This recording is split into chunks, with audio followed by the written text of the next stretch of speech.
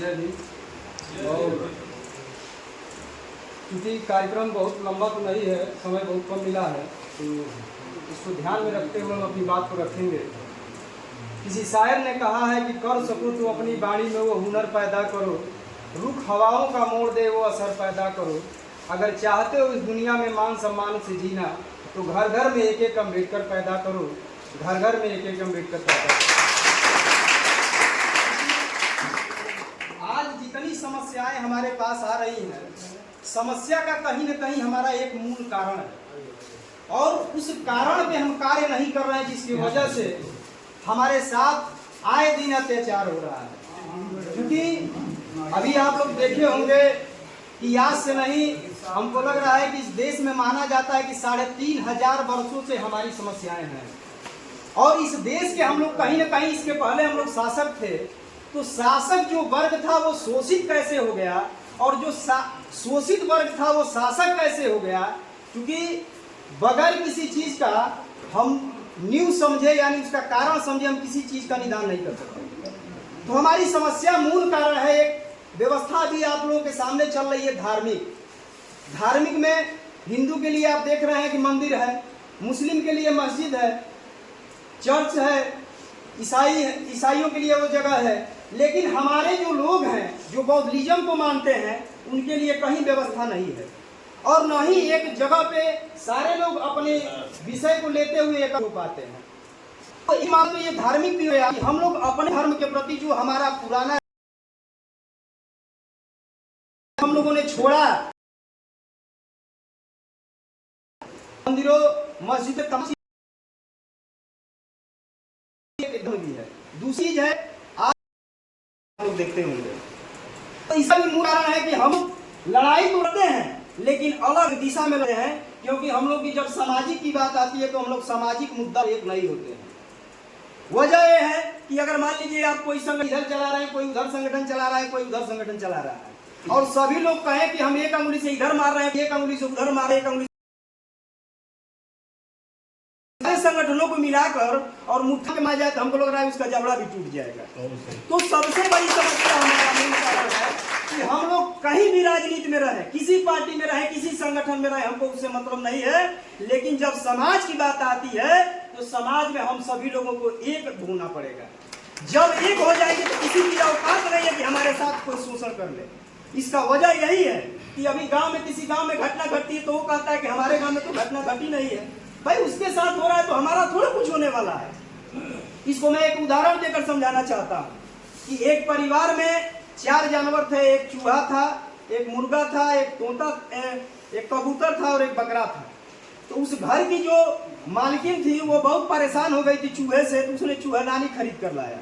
तो जब चूहेदानी खरीद कर लाया, वो चूहा भगा भगा गया और बकरे से कहा, देखो ये जो चूहेदानी खरीद कर लाई है मालकिन, ये हमारे लिए ठीक नहीं है। तो बकरा हंसने लगा और कहा कि बताओ, उस जो चूहेदानी कर लाई है उसमें मैं फंसने जाऊंगा? सही बात है कि नहीं फंसेगा? कहा तो मुर्गा भी हंसने लगा और कहा कि भाव उस चूहेदानी में मैं फंसूंगा। फिर वो निराश हुआ, कबूतर के पास गया, कबूतर के पास भी यही बात था, कबूतर भी हंसने लगा। लेकिन अचानक एक रात ऐसी थी, अंधेरी रात थी, उस घर की मालकिन ने चूहेदानी को लगा दिया, और जब चूहेदानी लगा दिया तो चूहा तो पहले से थोड़ा सजग था कि हम उसमें जाएंगे तो हमारी हत्या तय है।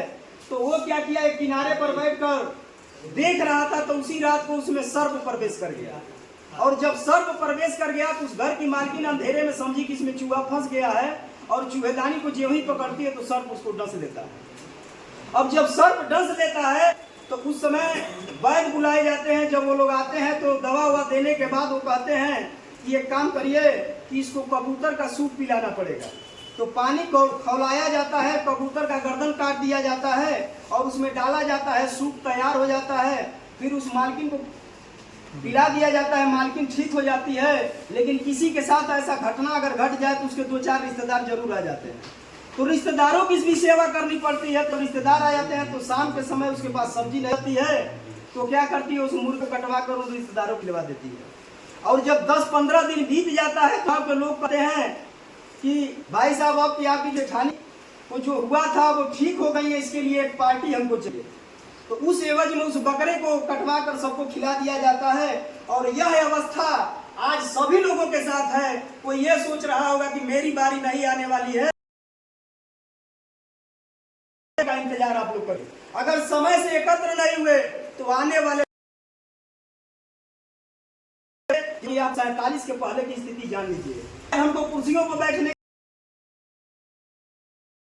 राजनीति उस समय नहीं चलती, तो सबसे पहले इस समाज को समझना पड़ेगा। हमको अपने जगह पे है और जिस समाज का कोई मतलब लीडरशिप और शोषण होना तय। दूसरी बात, अभी आप लोग क्रीमी लेयर कर रहे हैं। लेयर की अंग्रेजी का जो शब्द है बहुत खराब शब्द, विदेशों में देखे होंगे खराब चीज हुआ है, तो जब इंडिया में आता है तो उसका नाम रखा जाता है सुपर डस्ट। इसका मतलब ऑलरेडी कचरा होता है। तो जब यहाँ के लोग उसका नाम सुनते हैं कि ये सुपर डस्ट है तो बड़ी चाव से लोग खाते हैं।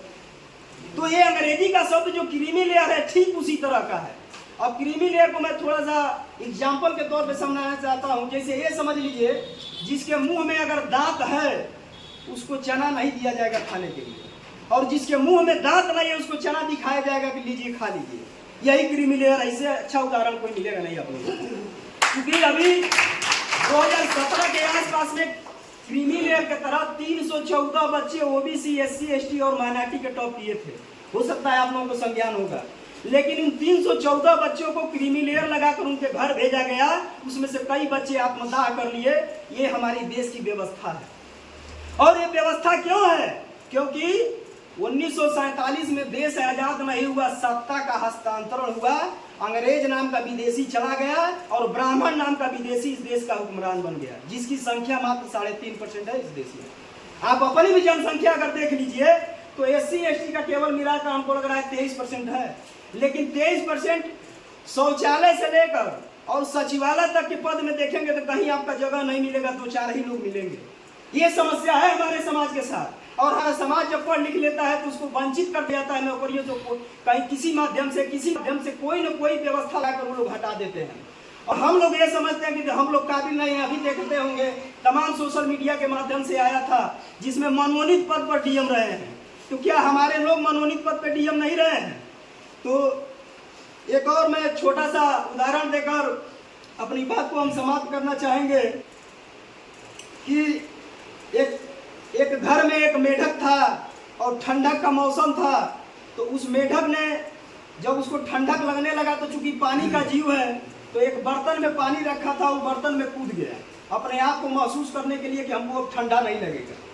सुबह हुआ तो उस घर की मालकिन ने उसको स्टोव जलाया और उसको बर्तन को क्या किया, स्टोव पर रख दिया। वो धीरे धीरे गर्म होने लगा। जब गर्म होने लगा तो वो अपने आप को उसमें अनुकूल अपने समझने लगा कि अब हमारी शक्ति ठीक ठाक हो रही है, अब कुछ समय के बाद और हम गर्म हो जाएंगे तो इसमें छलांग लगा के बाहर चले जाएंगे। तो जब पानी थोड़ा खौलने लगा तो उसकी जो छलांग लगाने की शक्ति थी वो समाप्त हो गई और उसी में दम तोड़ना पड़ा। तो आज हमें वो मेढक न बनना पड़े, हमें सोच अभी लगाना है। जो व्यवस्था आप लोग देख रहे हैं व्यवस्था आपके अनुकूल होने वाली नहीं है जब तक आप लोग सभी लोग एकत्र होकर इस लड़ाई को लड़ने के लिए तैयार नहीं होंगे।